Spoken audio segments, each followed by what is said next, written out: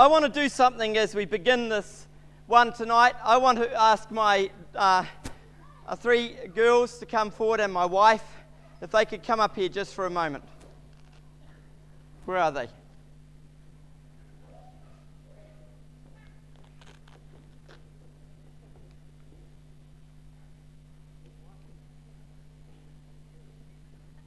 Somebody grab Adele from backstage if that's where she is. I didn't warn them, as you can probably see. I just wanted to introduce you to them. This is Adele, my oldest. And Sailor, our next one, who's become part of our family when she was not so young. And Johanna, who's our youngest and the tallest. And then my wife, who's the smallest out of the lot. I brought them up here just so that you can see there's three young ladies here who... 4 young ladies are protesting. Well, okay, 4 young ladies and a young man up here who actually we are very proud of. We are very encouraged by some of the things you saw happening here tonight, some of the stuff that we'll see here happening week by week. They're very much a part of it. Their lives have been exemplary in lots of ways. They've achieved a lot. They've done a lot, and I never used to preach on raising children until my youngest daughter turned 20 years old. That's 5 years ago, and so I just wanted you to meet them so you could say that I do have some credibility, that I have been through the journey, and I'm not speaking out of a vacuum.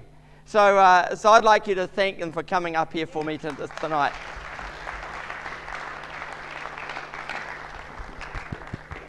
Is the radio mic working?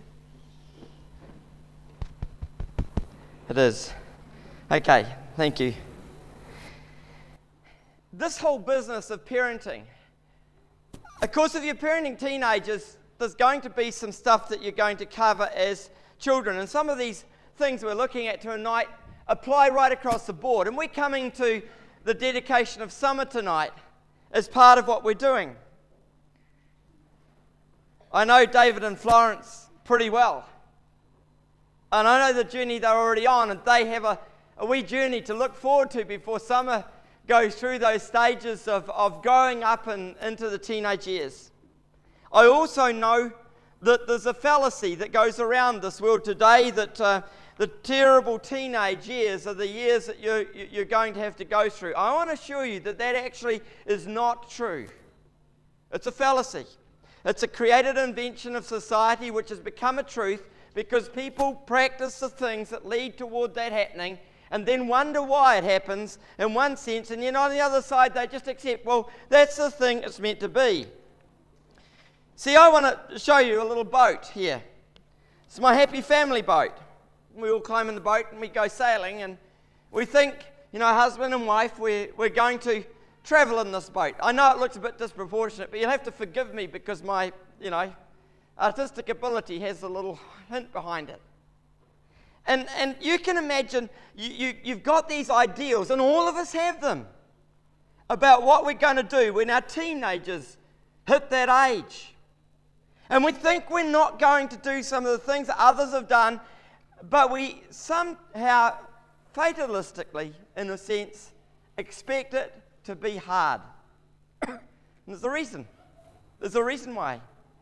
You see, the truth of the matter is, whether we like it or not, the background we've been raised in, the community we've grown up in, the family we've experienced life with, actually have affected us far more than we'd like to think. Far, far more than we'd like to think. And so what actually happens, we think we've got this beautiful boat with this lovely life to live. In actual fact, really what's actually happened is that we've been boxed by the way our family has lived. And if you think it's not true, the teenage years are enough to prove it, I can tell you. Some of the things I vowed I would never ever do, I found myself wanting to do, or sometimes even doing. And I recognized when I look back that my family background had far more power than I'd ever imagined. I thought I'd become a Christian and so everything was going to be all right. I don't come from a Christian background or a Christian home. I come from a difficult situation in my family. And I have got to say that my wife and myself at times have made some mistakes on the journey. But all the same, there's hope. We do not need to go through the things that society often anticipates we're going to go through. We kind of feel strung up. I want somebody who can be a volunteer. Somebody I know. I'm not going to pick on a visitor. By the way, let's welcome our guests here tonight. Yeah. Okay. Somebody I know well. Who would like to come and help me? A guy. I'd prefer a guy if I could. Thank you for offering, Marilyn. One of the guys. Somebody who hasn't been on stage tonight. I looked at one person, he goes, actually, I'll ask Duke. Duke will come and help me. You know what they do in the army? I want some volunteers. You, and you, and you. Well, it's you. Now, I want to show something, because he's engaged to my oldest daughter, so this is payment, so he has to pay for it, you know. Now, you pay a dowry in the church when your pastor's the father of the girl that you have to pay and other kind. So what I want to do here with Duke is I want to show you something. What actually happens often with parents who have teenagers is that they would like very much to have one of these things. It would get them out of trouble and keep them out of trouble. And nowadays they probably also. And I joke about this, I'd love to make a profit. I could be a millionaire in New Zealand and worldwide if I made a chastity belt, because that would sort of help teenage years. It would keep everything good and safe and all the rest of it. And we kind of want to do this kind of thing to our teenagers. And I want to tell you right now, if that is our approach, we are going to be in awful trouble, because the resentment and the bitterness that'll come will be great, and the reactions that'll happen will be awful. You see, I could hold Duke here like this to some degree, but in the end, he's going to figure out a way of creating problems for me if I was his father, and likely to be his father-in-law in a few months' time. The truth of the matter is, we need to be willing to undo the things that have actually bound us as youth, and give the freedom. Now, I'm not saying let your kids do what they want to do. That is just bad news. That is the worst thing you could possibly do. But I'd like to thank Duke, and let's give him a hand.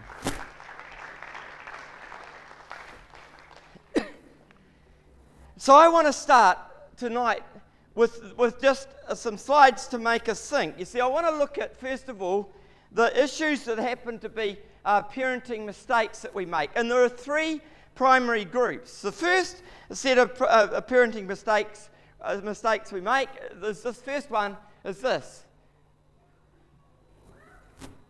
When we're not establishing clear boundaries. That is a mistake. I remember when I was younger, there was a young guy I grew up with. His parents had no boundaries on his life, and his life was a mess, and they had problems untold. Now, I know I had difficult family life, but there were some very clear boundaries in place there, and albeit not always handled well, but they were there. If we do not establish clear boundaries, if the children, our teenagers, do not know where the boundaries are, if they keep shifting, one day we allow lots of freedom, the next day we slam them, that's not going to help in their development. There needs to be consistency. So that's the first mistake that many parents make. And I'm not going to try and elaborate on that mistake. The second mistake that many parents make is the whole thing of humiliating their children. If we humiliate our children, whether it's in front of other people or just on their own, I can tell you right now, you will lose control of your ability to be able to raise your children in a healthy way through their teenage years. If you have to go mad at them, if you have to stand over them, and you cannot learn to talk with a teenager, you're going to be in awful trouble. 28 years of pastoring, I have counseled a lot of people, some of them from the church, and others as well, where humiliation has been the thing that the parent's done without even being conscious of it. Did you know that you can humiliate a child, a teenager, you can humiliate just by standing over them and exerting your authority, by empowering against them rather than working through things properly. And I'm going to give you some suggestions about how you may do it better later. The third group is when we undermine ourselves. Here are some of the things that you can do that will undermine the ability to raise children well. And if you're a teenager here, people, I want to say this to you. Don't take what I say here tonight and go home and say to your parents, I told you so. That is humiliating to your parents equally, and you don't do that. The guys have got some technical problems here.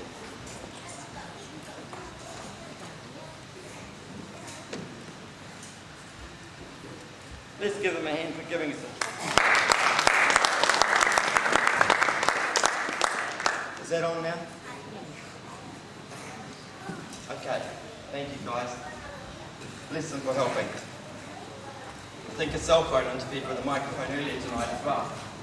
Okay, so undermining ourselves. These are the things that we do that will undermine our ability to raise our teenagers.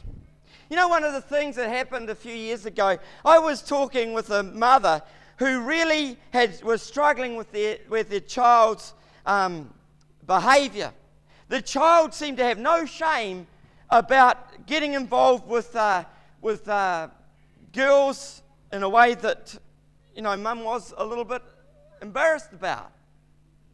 They were doing things that just wasn't appropriate. And in our discussion, I discovered, with talking with her, that she thought it was okay to go from the bathroom to her bedroom without being covered, and then wondered why her child felt free to be uncovered around others.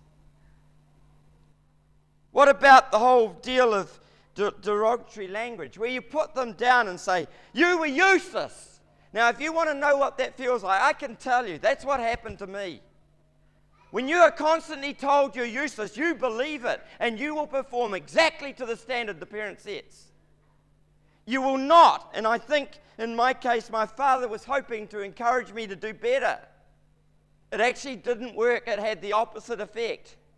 Since I became a Christian, my perspectives have changed very dramatically, and consequently, I went from being a student at college who was really struggling, who believed I believed I was useless. I performed to that standard, and I failed miserably in most of the study I did.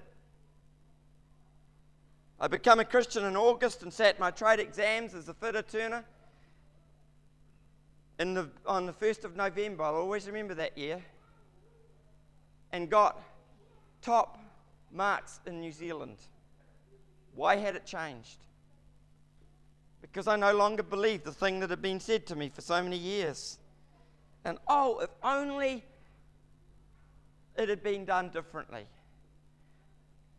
What about the one, my experience has been, you will not swear around here. Now, I left the blanks here because you probably have heard them filled in before. And then Dad wondered why we swore. Pretty clear, isn't it? One of the funniest things that I have happen as a pastor, not really funny, but it slightly amuses me sometimes. A child will be in my presence and something happens. Obviously, classically, it's happened in the family before. And the child comes out with some kind of explicit word that's not very good. And the parent says, I don't know where they got that word from. And I'm standing there thinking, I do. I know where it came from. What about whining? Parents who whine on and on at children. You never do enough. You know, when you have no boundaries, that's what you'll do. If the boundaries are clear, you don't need to do that. This is what's expected. This is what will happen. When you whine, you will have very rebellious teenagers.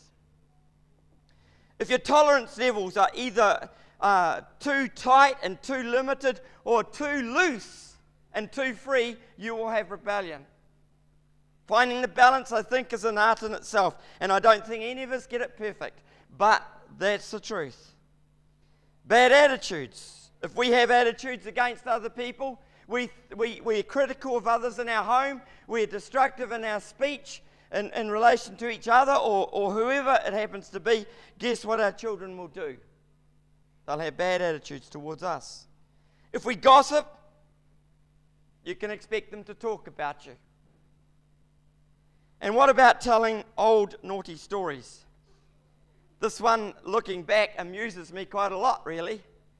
My dad used to tell us about his thing that they used to do. A group of his mates, they used to go and they used to climb over people's fences and go scrimping. Anybody know what scrimping is? Stealing fruit off of people's trees. They used to go and they used to climb the trees and they'd biff the fruit to each other. And this old guy caught them one day. And Dad was the youngest and he got nabbed and the others got away. Dad told us those stories thinking it was funny to tell us a little bit of his history. I wish he had told us some of the other things about his life. Really. Because when I, as a child, went and stole something or took something that wasn't rightfully mine, Dad went berserk. And what was he telling me? Now, I think we need to understand that all parents make mistakes. Mine made mistakes. I've made mistakes. But those three areas are there. Now, we need to understand there's some history behind this. We've had a tremendous shift in history in the last period of time since the 1940s. There's been a rethink in society about the way we raise children. We've actually spoiled children incredibly. We've given them more than they would be.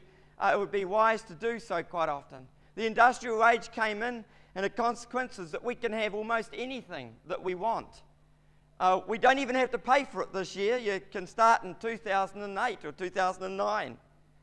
It's terrible, big amount of shifts happening in our community. And it's all about choices.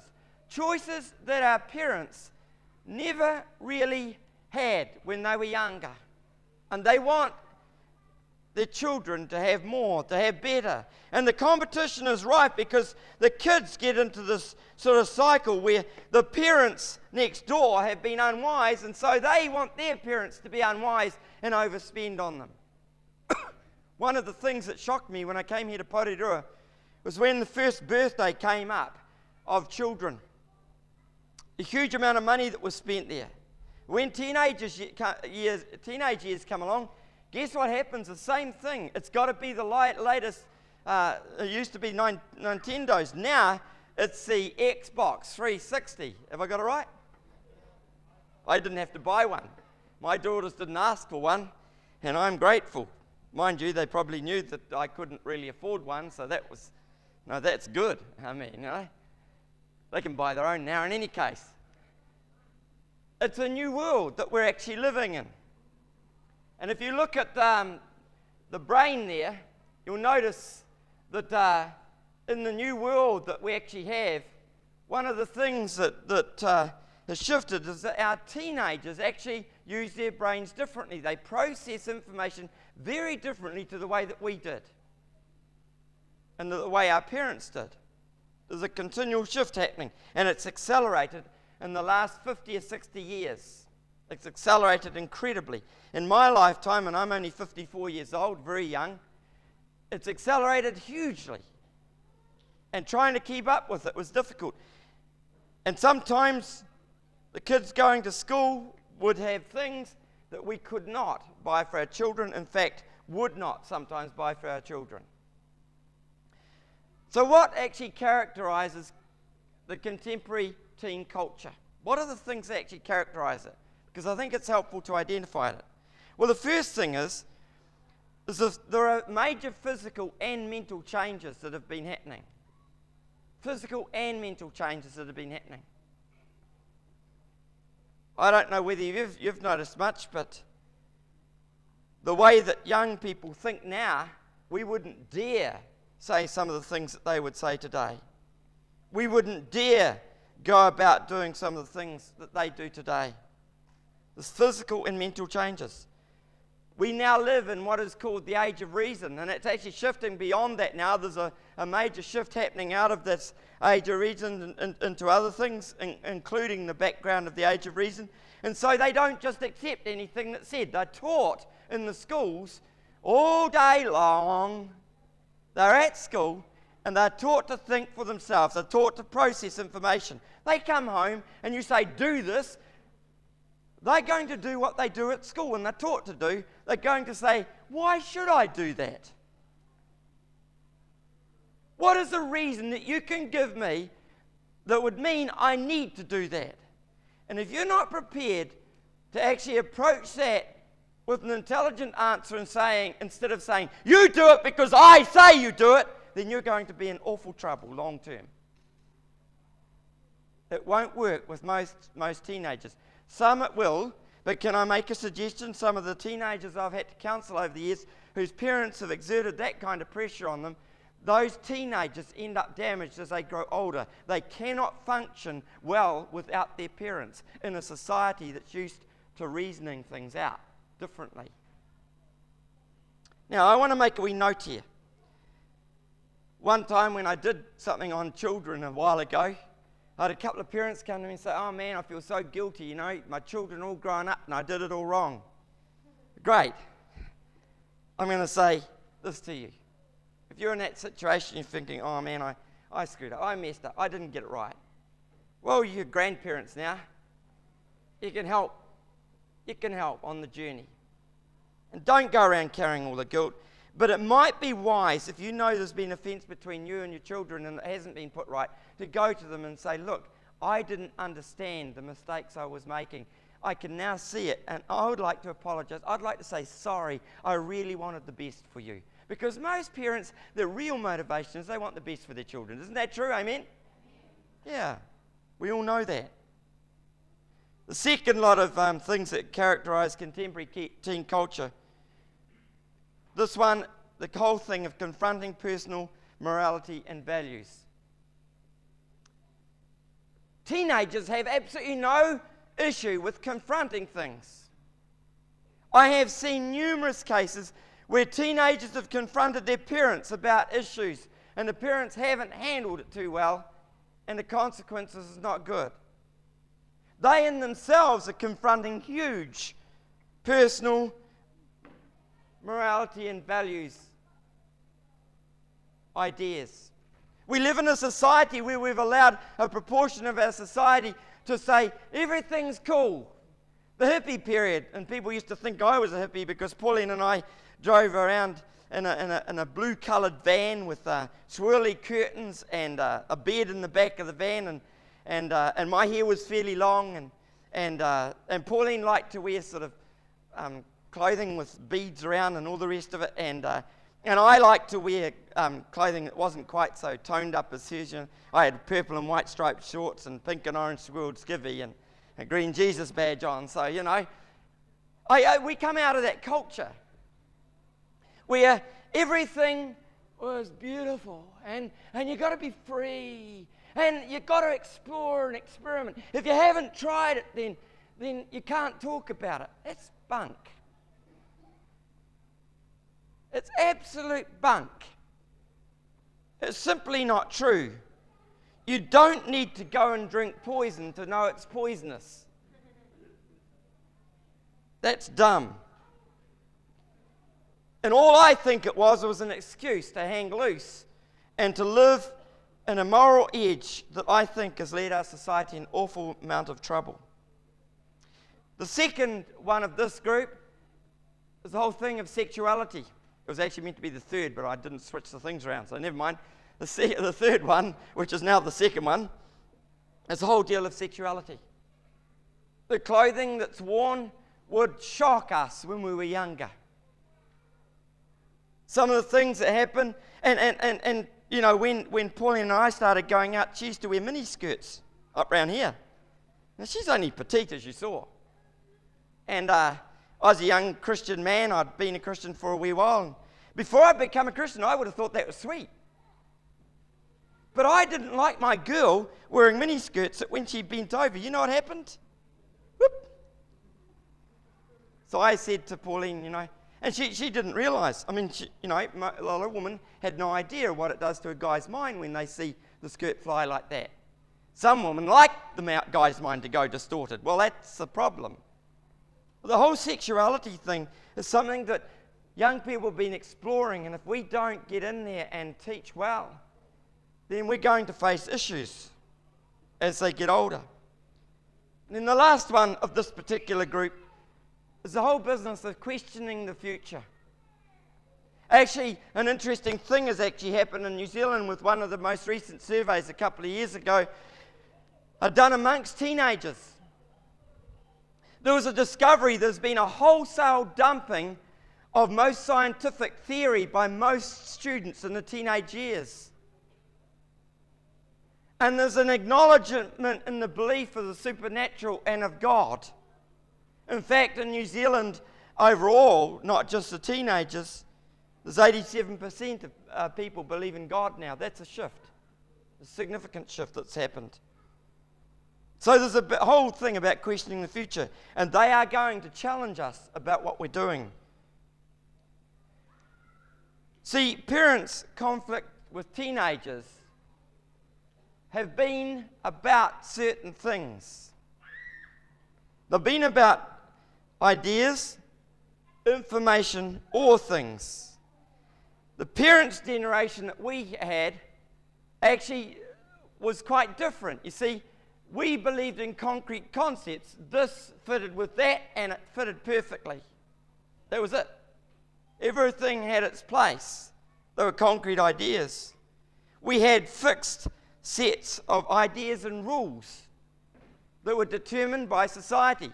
In fact, one of the funniest things that happened to one of my friends when we were younger was he actually, very naughtily, him and his friends, went into the park and they dug a hole in the pathway through one of the parks. You know how people ride their bicycles and it wears a track in the grass. This is what actually had happened.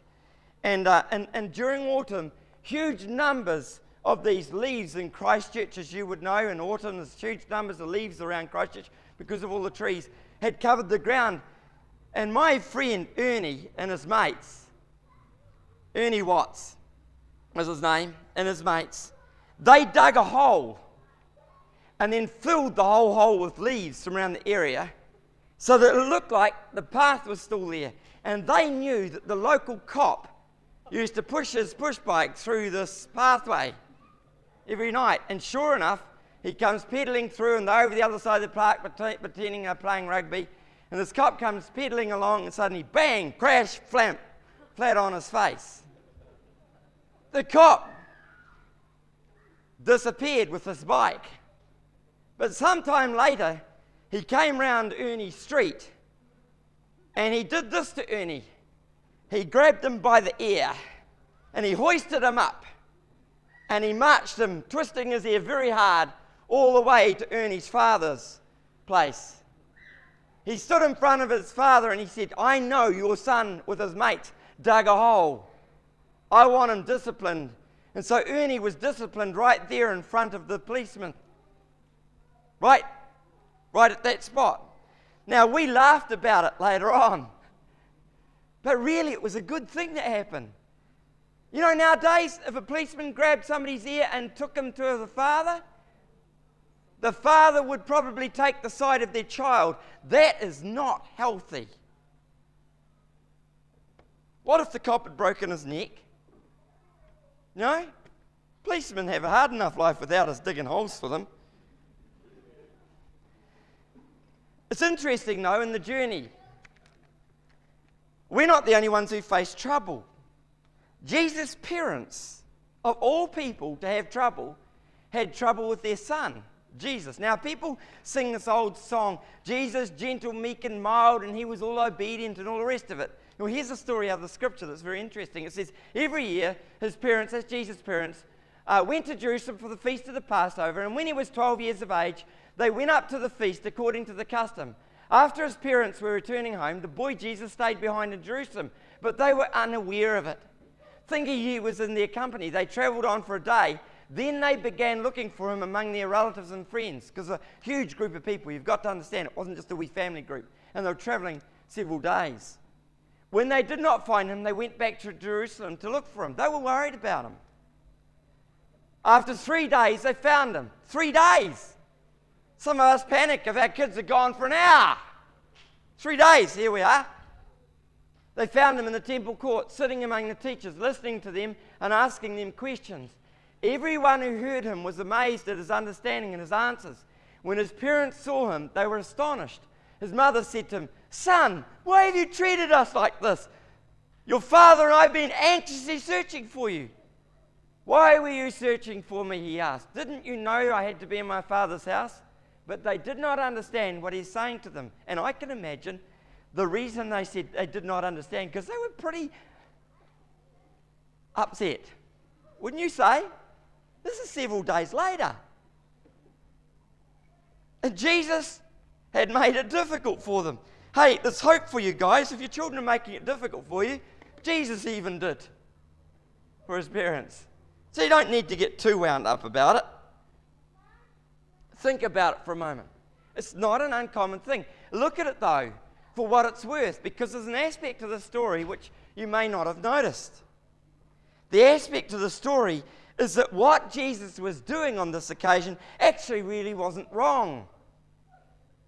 Because he was in his father's house, and, you know, I'm sure that he didn't mean to offend them, and sometimes our young people don't mean to offend us.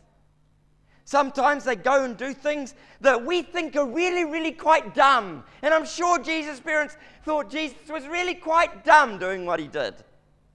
Let's not level field it. Let's take it for reality.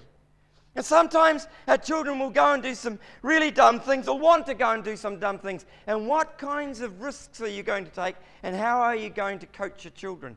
Because teenagers don't need words that just simply say yes or no, because they live in a reasoning society that needs to be processed.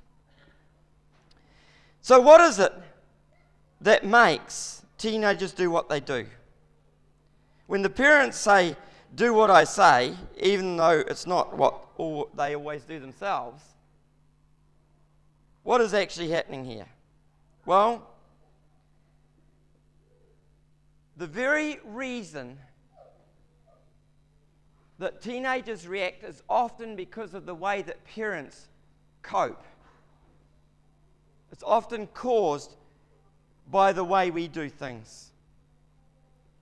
In terms of the teenagers, it's because their thinking is based in abstract concepts, not in concrete concepts like we have had in our younger days. So they live more with abstract concepts. In actual fact, there's an interesting thing about them. One of the things about them is that there's a huge emphasis on honesty, loyalty, and justice. Now, we thought we had a quarter on this. But you want to do something. To my embarrassment, sometimes I got snapped. You know, one of the things is, you know, when you're a preacher, you get nailed to the wall easier. You know, it's easier to nail a preacher to the wall because they have to talk about things. And I was driving along one day, and this driver in front of me was being very erratic and very stupid. And I was annoyed as anything with them because I wanted to get somewhere, and they almost caused an accident, and then they did this really, really stupid wally thing in front of me. This is the way I was wording it. And I was being vocal about it. They couldn't hear me, of course. I was in my van, and I was like, "Oh, you silly Billy." Johanna, my youngest one, said to me, "Dad." Oh, man. What was she on about? She was actually on about the whole business of justice. No? She was on about the whole thing of integrity. She didn't need to say a whole lot, but she certainly made me feel bad, and she actually said a few more words than that. I would hate to quote them because I might get them slightly wrong, but the fact of the matter is, I was being challenged. One of the things that causes huge tension amongst teenagers today is if one friend talks to another friend about something and it seems to be a huge issue compared to what it was when we were younger. All about loyalty. And if you're not loyal, boy, do you get treated badly. I have seen whole gangs of girls in this area here gang up on one girl because they thought she had been disloyal to another girl. And she had a little bit, but really, the seriousness of which they were treating it was way above the reality of what had happened. But that's the way they feel, so they're very different to us. The teenagers, as I said earlier, are taught to think with logical reason. And because of that, they are actually seen as argumentative because they want to reason out with their parents. And look, it does no harm for us to stop and to try and listen and reason. The guy here earlier on tonight was right about his wife. 3 innocent actions got turned into 3 devilish actions because she didn't listen. And that all too often is what parents actually do. We don't listen enough sometimes. If you're a teenager, please be patient with your parents and say, could we at some time talk about this? And if they're really upset at the time, just accept what they're saying and then later on go back to them when they're really nice and calm and you're sitting with them and being all nice and you can say, Mum or Dad, you know, that thing that happened earlier, I didn't mean any offence. Could we talk about it a wee bit? If they don't want to, you'll need to respect that. But certainly request the opportunity to because they need to process it and you could help them do it. So in terms of parenting teenagers, it needs to be really positive in terms of planning. You need to be strategic about the things that you do. You need to think through things before they ever happen. See, the truth of the matter is that teenagers actually have love tanks just like all of us. And the trouble is, if a teenager's emotional tanks are half empty or even totally drained, you've got to do something about it, you see. Half empty or dry tanks make for distraught and or destructive teenagers. And so I want to suggest 5 things that have come out of a book by a guy whose name's just eluding me, and it'll come to me in a moment. I want to talk about filling the tank, which will really help. There's 5 love languages. Anybody remember the name of the author? I know his name and I've just gone blank. First thing, physical touch. The second one, words of affirmation. The third one, quality time. The fourth one, giving of gifts. And the fifth one is acts of service. And I want to go very quickly through these. In terms of words of affirmation, teenagers will need different words than when they were younger. Words actually make or destroy a person. And Proverbs chapter 18 verse 21 talks about how that happens. If we say these simple words, I love you, and don't do it in front of their mates, go, oh, I love you, darling. They're going to go, yeah. They're not going to want to know you. You are not my parent. You have to be careful when you do it, but you do need to say it. See, I love you are the most missing words from parents' lips, unfortunately. There are 2 aspects of expressing our love to our children, our teenagers. The first one is appreciation for who they are, and that can't be done in the same way as it can be done with younger children. You've got to rethink it. It needs to change as they grow older. And then the second thing is praise for what they do. Praise for what they do. Don't inhibit yourself from that. Don't think that holding back praise is good for them. It is not good for them. The second area of this words of affirmation, the greatest enemy of words of affirmation are angry words. It's the greatest enemy of any teenager, and you'll get angry words equally back because their reasoning will go, if you're going to treat me like this, I will treat you back the same way. So their needs in terms of this are encouragement, guidance, not commands. So you need to give guidance, and you can put rules in place and you can give guidance, but if you spring commands out of the blue without any pre-planned structure, you're going to get yourself in awful trouble. And then training. intentional training, sometimes sitting down and talking with them, sometimes maybe going out with them and doing things together. Sometimes they learn a lot from experiences you go on. I remember one experience years ago. Our girls still look back to this experience. We went out in Porirua Harbour and we hired a catamaran, and I taught them how to sail. I'd done a lot of sailing when I was a young fellow. Taught them how to sail. We had a ball. We wrecked one catamaran, and they gave us a second one. We had a metre swell out there, which is pretty rough in Porirua Harbour, and off we went. I tell you what, the moments we spent together on that boat was a valuable time. Adele came back absolutely determined to buy a catamaran. She got into other things before she managed to buy it, but you know, it had such positive aspects to it. A great opportunity to teach patience, how to manage risk, how to manage danger. All those things become part of the whole deal. But importantly, don't put in those negative words, which are so much a part of our society. Physical touch. I want to move quickly here. Teenagers given the right touch will give love in return, but don't give it inappropriate. The appropriate times for physical touch are these: celebration of success, times of failure. They need that touch when there's times of failure. And the third one is a good mood.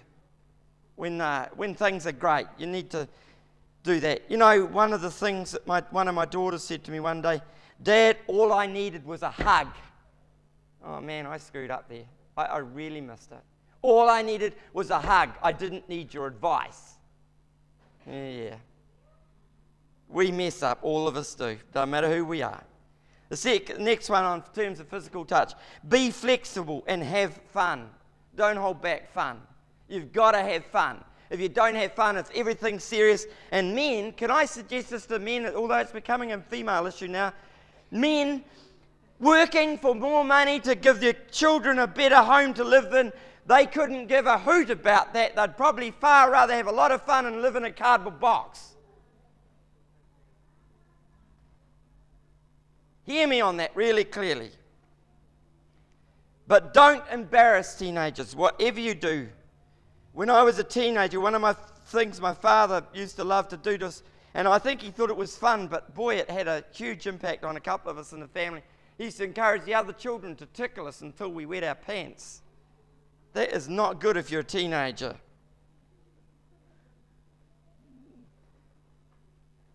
Shared love is healthy love.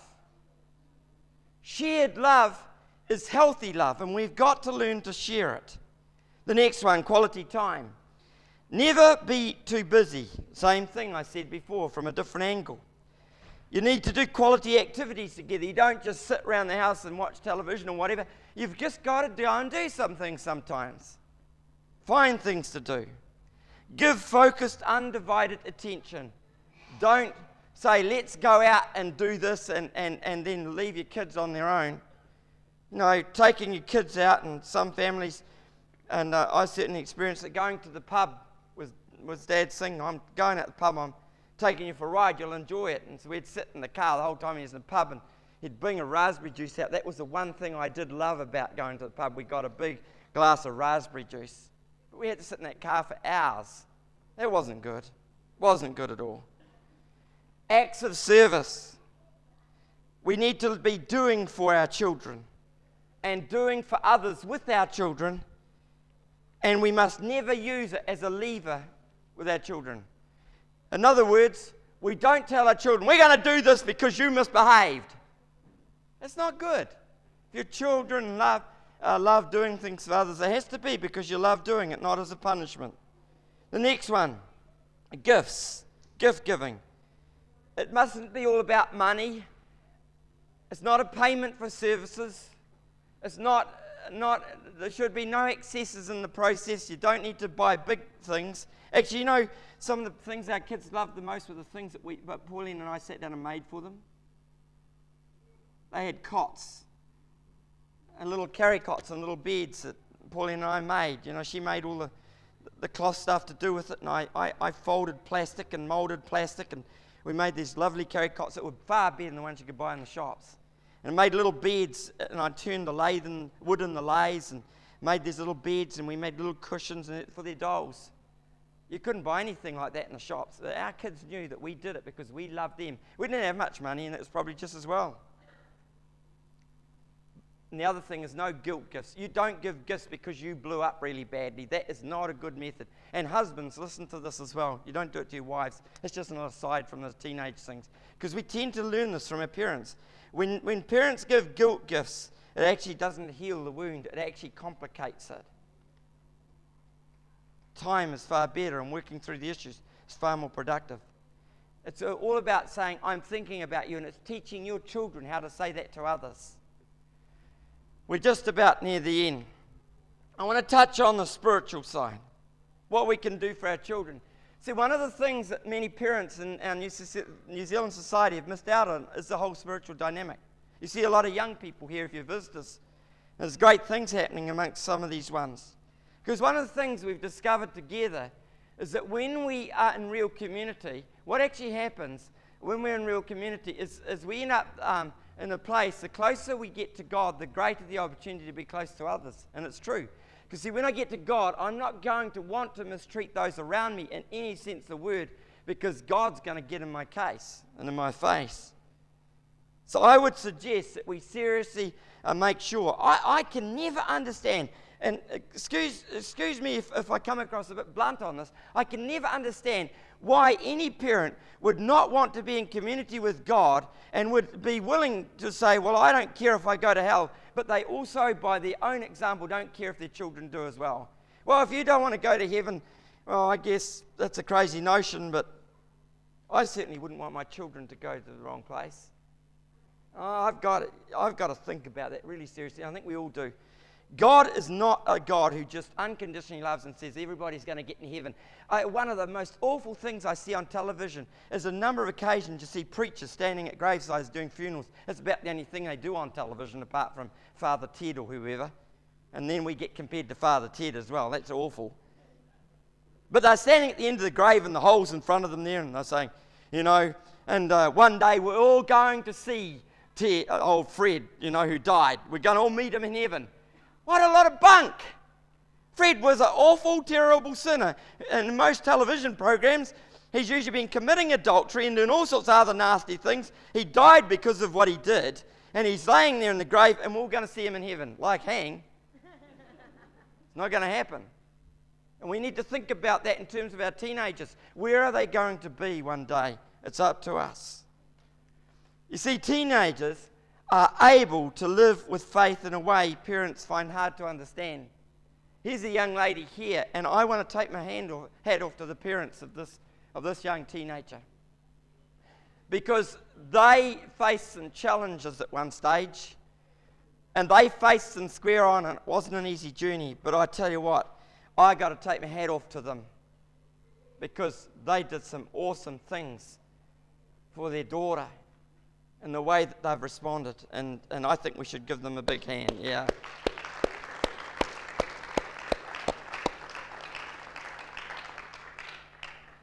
So I want to finish with these last 3 slides. I thought that would get you. Didn't expect that right in the face, did you?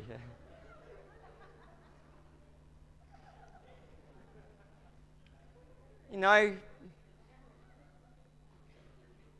when it comes to teenagers, if you can really love them, you can show them that love looks out for the interests of another, and you're looking out for them, you are going to have the best friend you could possibly have. You're going to have the best friend you could possibly have. You see, but so does appropriate discipline.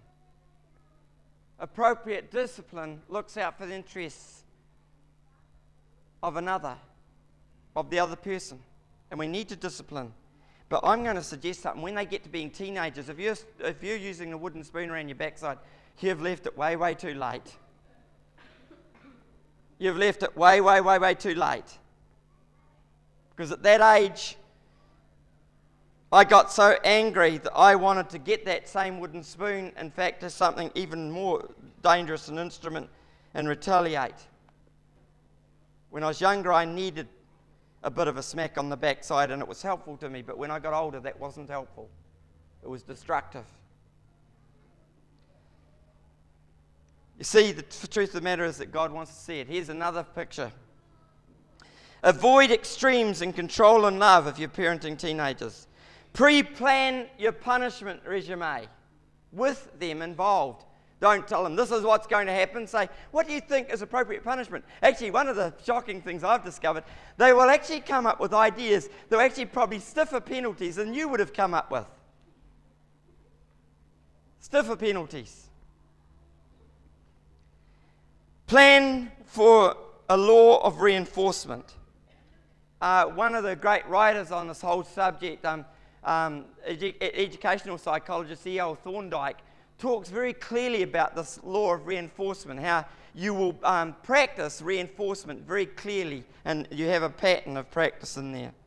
Reward good behavior immediately. Don't delay rewarding them for good behavior. Hug them, love them, reward them as being good behavior, and you'll have somebody on your side. And the last slide I want to pick on tonight is this one whole thing here. In terms of atmosphere, if you're raising teenagers, think, if I could have the choice, what would I really have loved to experience as a child right now? If I could have the choice, what would I really have loved to experience as a child? The scripture read like this today. Quentin read it for us. Even a child is known by their actions, by whether their conduct is pure and right. Children, it says, teenagers, obey your parents in everything, for this actually pleases the Lord. And fathers, and I suggest mothers too, do not embitter your children, or they will become discouraged, and I might add, rebellious. The last one. The righteous man leads a blameless life. Blessed are his children after him. The righteous person leads a blameless life. Blessed are their children after them. Father God, there's something pretty awesome about the fact that you want us to be your children. And sometimes we've been a bit rebellious, a bit like some teenagers. God, we want to say we're sorry for the times when we've messed up. Some of us as teenagers, and some of us as parents, and some of us as grandparents even. Some of us as uncles and aunties or whatever. Lord God, help us to grab a perspective that's your perspective, to understand the things that we need to do to make a difference. And God, we want to say sorry for the fact that we really haven't allowed you the freedom to do the things you'd love to do in our lives so that we could give the best to our teenage children and our others as well. Help us to go beyond where we've gone before. Forgive us for the times when we have messed up. And help us to be people that are going to keep integrity with you, integrity with the way we act towards our children. And that most of all, we would pray for our teenage children and those that we know. And pray for ourselves or some of us here. That we will really see a major shift happen. That will be an exciting journey for every one of us. In Jesus' mighty name. And they all said? They all said? Amen. The Lord bless you.